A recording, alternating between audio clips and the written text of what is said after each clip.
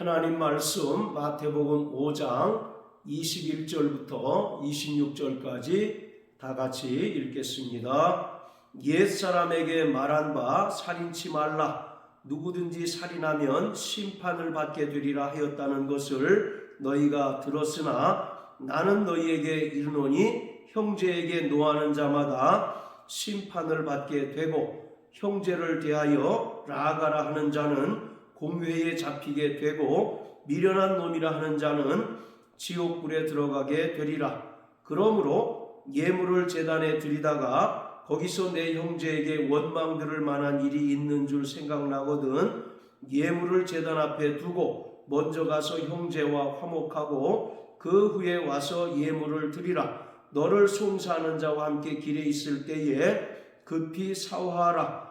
그 송사하는 자가 너를 재판관에게 내어주고 재판관이 관예에게 내어주어 옥에 가둘까 염려하라. 진실로 내게 이르노니 내가 홀이라도 남김이 없이 다 갚기 전에는 결단코 거기서 나오지 못하리라. 아멘.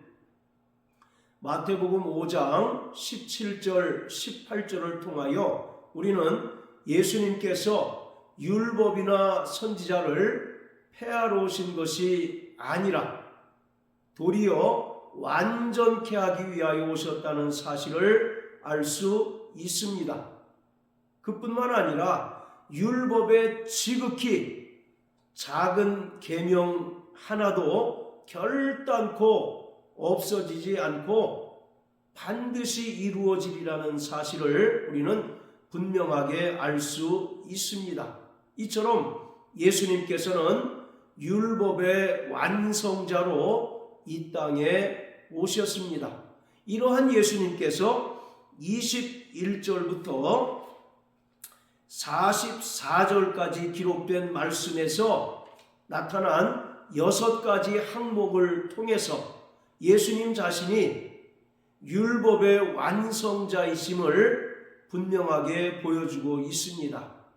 그리고 예수님께서는 모세의 율법을 하나님의 아들로서 또 신적인 권위로 새롭게 재해석함으로써 이 땅을 살아가는 구원받은 성도들, 즉 하나님의 백성들이 성화의 삶을 살아가는 동안 율법의 계명을 어떻게 지켜야 하는지 분명하게 말씀하고 있습니다.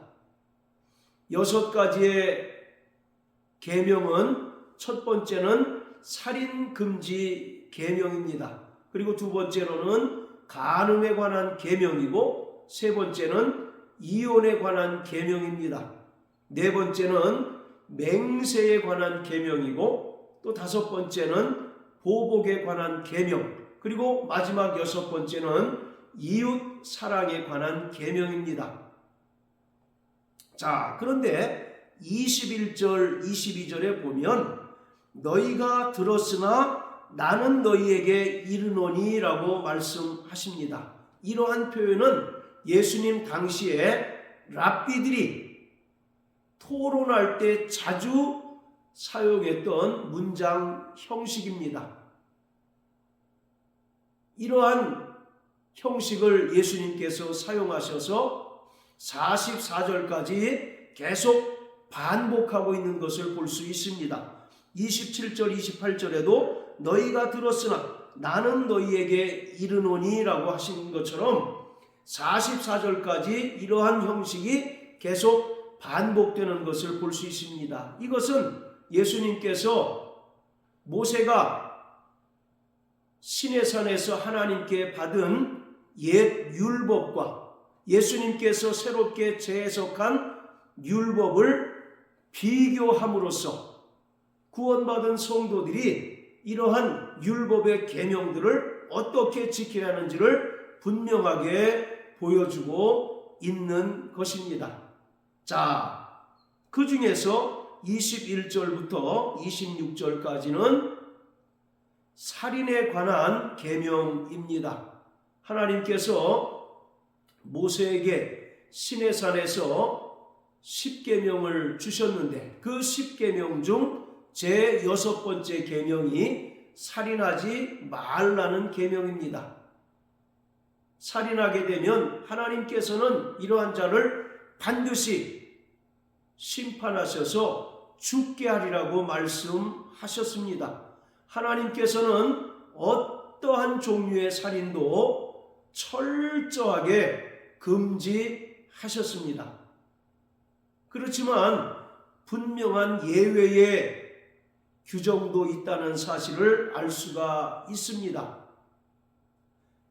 즉 고의로나 또는 계획적으로 사람을 죽인 경우가 아닌 실수로 사람을 죽인 경우에 한하여 이스라엘 전역에 설치한 도피성으로 피하고 또 그곳을 관장하는 대제사장으로부터 이가 실수로 사람을 죽였다는 것을 판정을 받게 되면 그를 죽이려 하는 피해 보수자로부터 생명을 부지할 수 있도록 하셨습니다. 하나님께서는 여호수아에게 가나안 땅에 들어가면 이스라엘 전역에 6개의 도피성을 만들도록 명령하셨습니다. 이 도피성은 실수로 사람을 죽인 경우에 한하여 가장 가까운 곳으로 피함으로써 피해 보수자로부터 생명을 부지할 수 있도록 만든 제도입니다. 이처럼 실수로 또는 과실로 사람을 죽인 경우가 아닌 고의나 계획적으로 사람을 죽인 경우는 하나님께서는 반드시 이러한 자들을 용서치 않으시고 심판하셔서 죽임을 당하게 하십니다. 자, 그렇다면 왜 하나님께서 이렇게 살인에 대하여 철저하게 금지하시고 또 살인한 죄에 대하여 엄격하게 심판하셔서 죽게 하시는 것일까요? 이것은 인간이 근본적으로 하나님의 형상대로 지음받은 존재이기 때문입니다. 창세기 1장 26절 27절에 보면 하나님께서 인간을 창조하실 때 하나님의 형상의 그 모양대로 창조하셨다라고 말씀합니다. 그리고 시편 8편에 보면 하나님보다 조금 못한 존재로 인간을 지으셨다라고 말씀하십니다. 이처럼 모든 피조물 중에 유독 인간만큼은 하나님께서 하나님의 형상대로 지으신 특별한 존재였습니다. 그런데 이러한 인간을 죽이고 살인하는 것은 하나님의 형상을 파괴하는 것이요, 또 하나님의 형상을 파괴하는 것은 결국 하나님을 대적하는 것이기에 하나님께서는 이러한 자들을 용서치 않으시고 심판하셔서 반드시 죽게 하십니다. 이것이 하나님께서 모세에게 주셨던 살인하지 말라는 계명입니다. 여기서 살인이라는 말은 히브리어로 라자크라고 하는데 이것은 직접적인 살인뿐만 아니라 살인을 불러일으킨 동기가 되는 분노, 증오까지도 포함하고 있는 것입니다. 자, 유대인들은 이러한 살인 금지 명령을 문자적으로 철저히 준수하며 지켰습니다. 그런데 오늘 예수님께서는 이러한 살인 금지 계명을 재해석하셔서 직접적으로 사람을 죽인 경우가 아니라 할지라도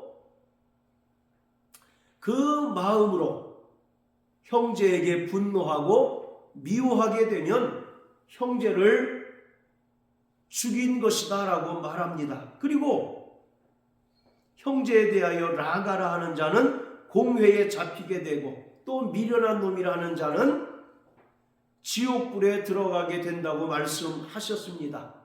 비록 사람을 직접적으로 죽이거나 살인하지 않았다 할지라도 그 마음에 형제에 대하여 노를 품고 또 형제를 미워하게 되면 형제를 죽인 것과 다름이 없다 하고 말씀하고 있습니다.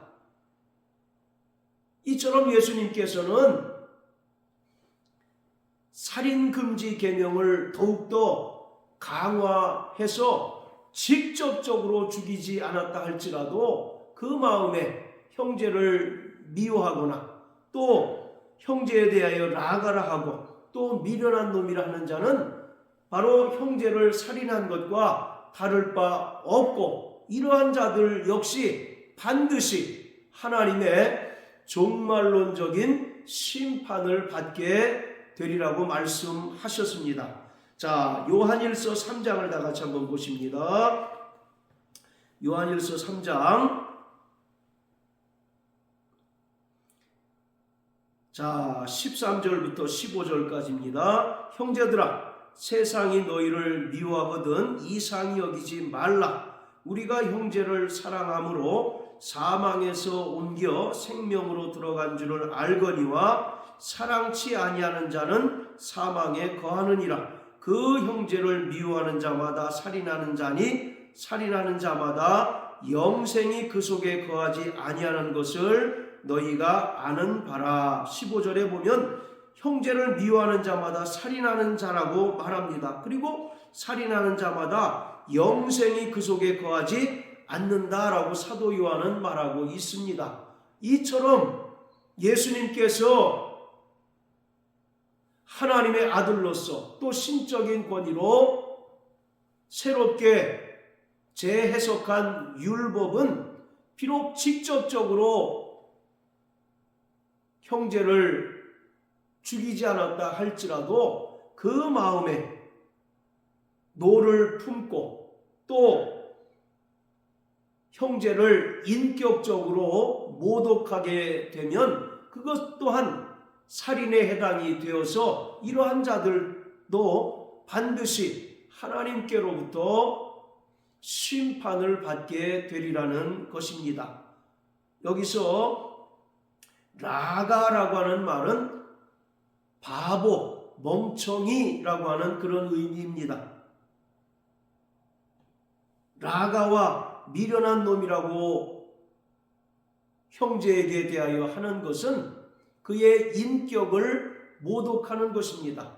그리고 더 나아가 이것은 하나님의 형상대로 지음받은 인간을 모독하는 것이요, 이것은 결국 하나님을 대적하는 것이기에 하나님께서 반드시 이러한 자들을 심판하신다는 것입니다. 하나님께서 인간을 바라보시는 관점은 하나님의 특별한 존재로 인간을 지으셨다는 것입니다. 이것은 누구도 예외 없이 모든 인간은 하나님의 형상대로 지음받은 특별한 존재라는 것입니다. 그런데 이러한 하나님께서 특별히 지으신 존재인 형제나 또 자매를 직접적으로 죽이는 것뿐만 아니라 그에게 노를 품고 또 인격적으로 모독하는 것은 결국 하나님의 형상을 파괴하고 또 이것은 하나님의 그 창조 목적을 깨뜨리고 하나님을 대적하는 것이기에 하나님께서는 이러한 자들을 결단코 용서치 않으시고 끝날의 심판에 가두신다라고 말씀하고 있습니다. 그렇기 때문에 구원받은 성도들은 이 땅에서 철저히 형제를 사랑하고 또 바로 화해하는 삶을 살아야 합니다. 23절, 24절에 보면 바로 하나님께 드리는 제사의 전제 조건이 철저히 형제와 화목하는 데 있다라고 말씀하고 있습니다. 아무리 그가 경건한 모습으로 하나님께 와서 제사를 드리고 또 예배를 드린다 할지라도 형제와 다툼이 있고 또 원망 드릴 일이 있다면 하나님께서는 그러한 자들의 제사, 그러한 자들의 예배를 결단코 받으실 수 없다는 것입니다.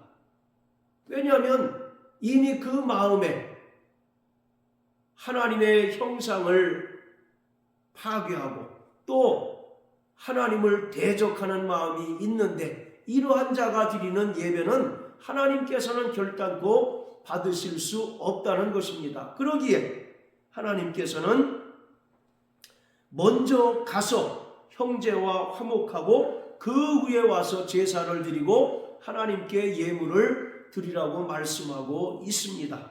자, 그리고 25절, 26절은 바로 송사하는 자와 길에서 만났을 때 급히 사화하라는 것입니다. 급히 화해하라는 것입니다. 그렇지 않으면 그가 재판관에게 넘겨주고 또 심판을 받게 된다고 말씀합니다. 그러면서 26절에 보면 홀이라도 남김이 없이 다 갚기 전에는 결단코 거기서 나오지 못한다. 즉 여기서 홀이라고 하는 것은 당시에 사용됐던 화폐 단위 중에 가장 적은 단위입니다. 그렇기 때문에 어떠한 죄가 있을 경우에 결단코 하나님 나라에 들어갈 수가 없다는 것을 말합니다. 이 말씀으로부터 자유한 자가 어디 있겠습니까? 이 말씀으로부터 자유로운 자는 아무도 없을 것입니다. 그래서 예수님께서 20절에서 이런 말씀을 하신 것입니다. 내가 너희에게 이르노니 너희 의가 서기관과 바리새인보다 더 낫지 못하면 결단코 천국에 들어가지 못하리라. 서기관과 바리새인들은 이러한 율법에 기록된 계명들을 문자적으로 철저히 준수하였습니다.